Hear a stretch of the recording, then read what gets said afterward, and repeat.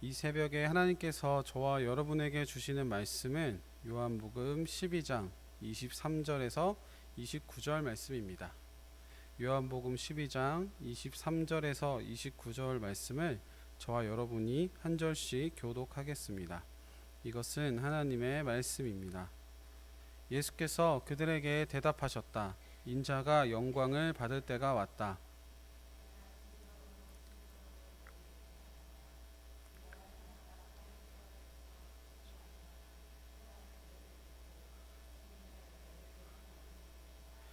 자기의 목숨을 사랑하는 사람은 잃을 것이요 이 세상에서 자기의 목숨을 미워하는 사람은 영생에 이르도록 그 목숨을 보존할 것이다.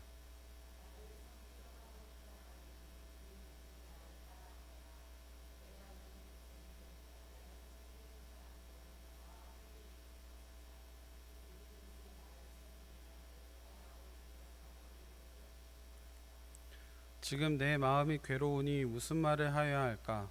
아버지, 이 시간을 벗어나게 하여 주십시오 하고 말할까? 아니다. 나는 바로 이 일 때문에 이 때에 왔다.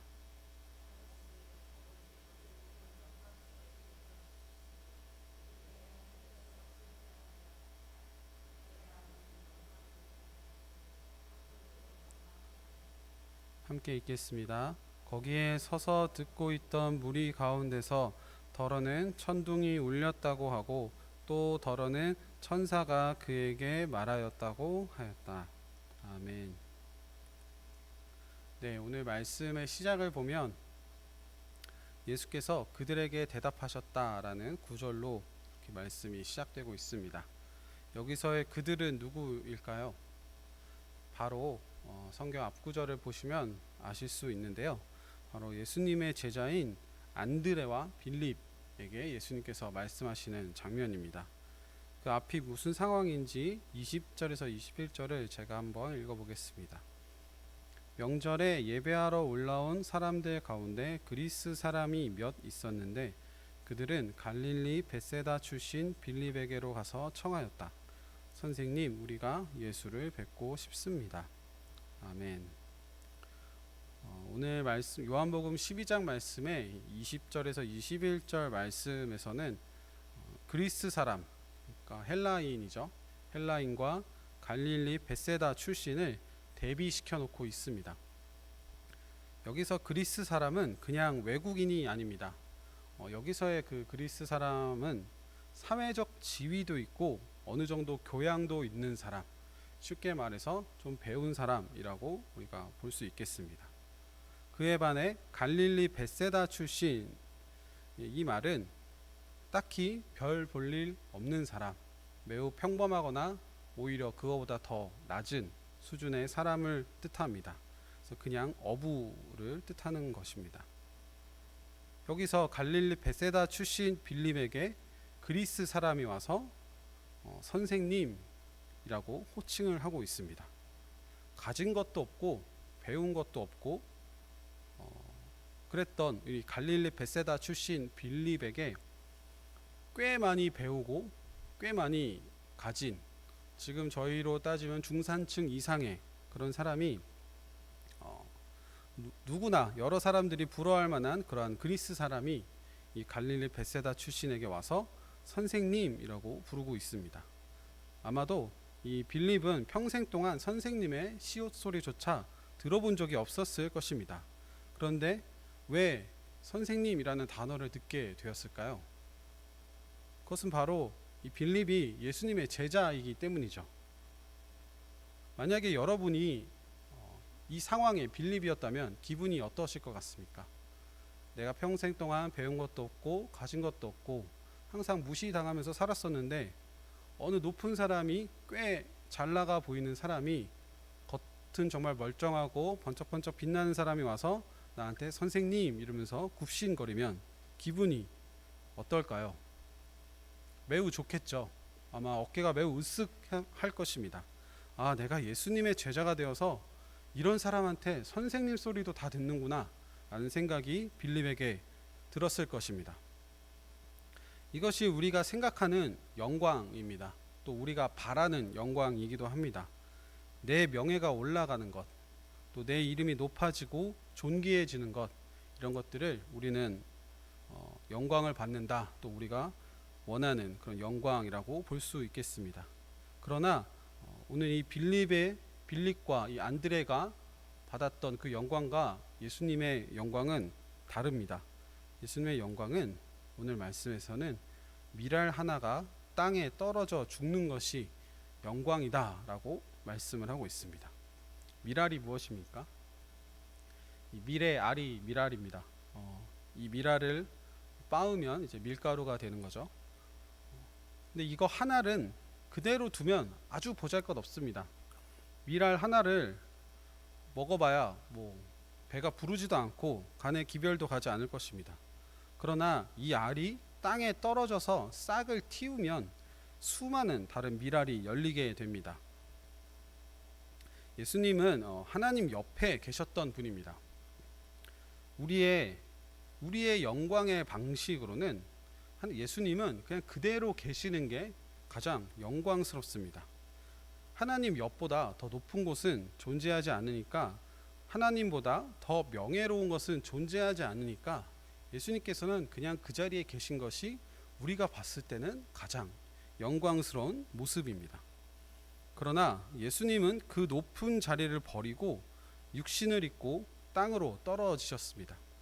그리고 십자가에 달려 죽으셨습니다. 그 결과가 어떻게 되었습니까? 우리가 보기에는 가장 큰 영광을 버리고 가장 낮은 곳으로 온 것 같지만 그 결과는 죽음을 이기시고 부활하셨습니다. 예수님을 통해 또 모든 사람이 구원을 얻을 수 있게 된 것입니다. 이를 통해 우리가 알 수 있는 것은 예수님의 영광은 자신이 사랑하는 것을 위해 죽으신 것이라고 우리가 볼 수도 있겠습니다. 우리는 어떠한 영광을 바라며 살고 있습니까? 제가 청년 시절에 다니던 그 교회에 바로 뒤에 이제 야구 좋아하시나요? 네, 야구로 유명한 고등학교가 있었습니다. 그 김태형 감독, 봉중근, 김현수, 나지완, 박세혁, 양석환 들으시면 아시려나요? 대부분의 선수가 이제 두산 베어스였던 그런 선수들인데, 아무튼 굉장히 유명한 우리나라 야구 선수들을 많이 배출한 고등학교가 바로 제가 다니던 교회 뒤에 있었습니다. 그래서 저희 교회에도 야구를 하는 그런 친구들이 몇몇 다녔습니다. 그런데 그 중에 한 친구가 이제 자기소개를 하면서 자신은 야구로 하나님께 영광을 돌리고 싶다라는 말을 저희들 동기 모임에서 하곤 했습니다. 저는 그게 무슨 말인지 한참을 생각했습니다. 처음에 그냥 들었을 때는 그냥 야구를 잘 하고 싶다는 생각인가 보다, 아마도 훌륭한 야구 선수가 되어서 하나님의 이름을 높이고 싶다인 것 같았습니다.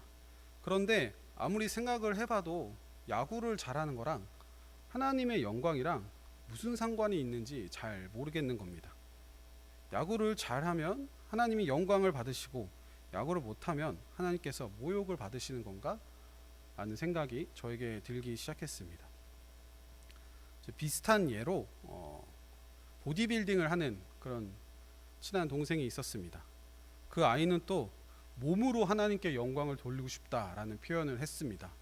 이 말씀도 이제 성경에 나오는 구절인데, 이건 또 무슨 뜻일까 또 한참 고민을 하게 했습니다.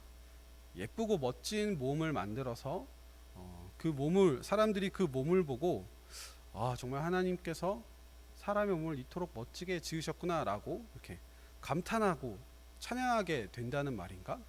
그것이 몸으로 영광을 돌린다는 건가? 라고 이제 의문이 생기기 시작했습니다. 그러나 이제 성경에 나오는 몸으로 영광을 돌리라, 이 말은 네 몸을 함부로 다뤄서 음란에 빠지지 않게 하라 라는 뜻입니다. 즉 내 몸을 거룩하게 다루라 라는 의미가 이제 몸으로 영광을 돌리라 라는 성경의 의미인 것이죠. 이렇듯 우리는 너무나도 쉽게 우리의 영광을 위해서 하나님을 이용하곤 합니다. 물론 그 친구들의 마음이 순수한 마음으로 그렇게 이야기를 했을 수도 있겠지만, 제가 듣기에는 그냥 자신의 영광을 위해서 하나님을 이용하는 것 같았습니다. 내 욕망을 채우는데 하나님을 수단으로 사용하고 내가 잘 되면 입으로만 하나님께 영광을 돌리겠다라고 말하고 싶어 합니다. 그런데 오늘 말씀에서 예수님이 알려주시는 진짜 영광은 사랑하는 것이었습니다. 내가 하나님을 사랑할 때, 내가 내 이웃을 사랑할 때, 내가 하나님이 지으신 이 세계를 사랑할 때 하나님은 영광을 받으십니다. 어느 정도로 사랑을 해야 영광을 받으신가 우리가 의문이 들 수도 있습니다. 어느 정도 사랑해야 할까?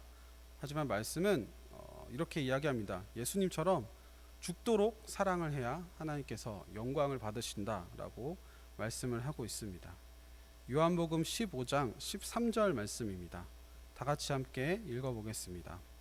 사람이 자기 친구를 위하여 자기 목숨을 내놓는 것보다 더 큰 사랑은 없다. 아멘. 아름다운 교회 성도 여러분, 우리가 비전을 갖고 꿈을 갖고 열심히 사는 것 매우 중요합니다. 우리가 삶을 살아가면서 하나님의 이름을 높이겠다라고 그런 마음가짐을 갖는 것 정말 너무너무 좋은 일입니다. 또한 우리가 이 세상을 살아가기 위해 필요한 각종 재물이나 우리 필요한 것들, 돈을 많이 버는 것, 이런 것들도 매우 중요합니다. 그뿐만 아니라 자식이나 손주들이 좋은 학교에 가고 공부 열심히 해서 또 원하는 꿈을 이루고 또 그로 인해서 안정적이고 좋은 그런 직장에 가는 것도 매우 중요합니다. 그런데 내가 잘 되고 내가 잘 나가는 것, 혹은 내 자식이, 내 손이 잘 되고 잘 나가는 것이 하나님이 영광 받는 것이라는 착각은 하지 마시기를 바랍니다. 우리가 잘 되고 우리가 잘 사는 것과 하나님의 영광은 사실 큰 상관이 없습니다. 하나님이 무슨 돈이 필요할까요? 하나님이 무슨 명예가 필요할까요? 천지를 지으신 분이 하나님이신데 이런 게 필요할 리가 전혀 없지 않겠습니까? 그러나 오늘 말씀에서는 하나님이 원하시는 것은 사랑이었습니다. 하나님의 말씀을 따라 순종한 그 예수님이 보여주신 것은 우리 인간을 너무너무 사랑하셔서 이 죄에 빠져서 하나님과의 관계가 끊어진 그것을 그냥 가만히 지켜보고 있지 못하시고 우리를 사랑하시는 마음으로 그 높은 자리에서 그 모든 영광을 버리고 이 땅으로 내려오셔서 우리 인간들을 위해 십자가에 달려 죽으시고 부활하신 것, 이것이 바로 하나님께서 원하시는 그런 사랑입니다. 또한 그것으로 하나님은 영광을 받으십니다. 또 우리가 할 수 있는 사랑은 무엇이 있을까요? 물론 성경에 사랑에 관한 많은 것들이 나오지만 우리가 실천할 수 있는 것을 간단히 예를 들어보자면 너무 싫고 너무 꼴보기 싫은 이 사람을 용서하는 것, 또한 나는 잘못한 것 하나도 없지만 먼저 미안하다고 손을 내미는 것, 그리고 누군가를 사랑으로 오래 참고 끝까지 인내하는 것, 이런 것들을 통해서 하나님이 영광을 받으십니다. 우리 오늘 하루도 우리 아름다운 교회 성도 여러분이 사랑을 통하여서 우리 하나님께 영광을 돌릴 수 있는 그런 하루가 될 수 있기를 바랍니다. 또한 우리가 구하는 것이 나의 필요, 그런 것들도 물론 구해야 하지만 그보다 먼저 성령 하나님을 통해 우리에게 사랑을 구하고 그 사랑으로 말미암아 하나님을 사랑하고 이웃을 사랑하고 자연을 사랑하며 이것을 통해서 하나님이 영광 받으시고 하나님이 기뻐하시는 그런 음성을 들을 수 있는 저와 여러분이 될 수 있기를 예수님의 이름으로 간절히 축원합니다. 기도하겠습니다. 하나님 감사합니다. 저희가 저희의 욕망을 채우는데 하나님을 사용하지 않게 하여 주시고 예수님께서 보여주신 것처럼 하나님의 말씀에 순종하여서 하나님을 사랑하고 또 이웃을 사랑하고 자연을 사랑함으로 우리 하나님께 영광을 올려드릴 수 있는 저와 우리 아름다운 교회 성도 모두가 될 수 있도록 축복하여 주시고 인도하여 주시옵소서. 감사드리며 예수님의 이름으로 기도합니다. 아멘.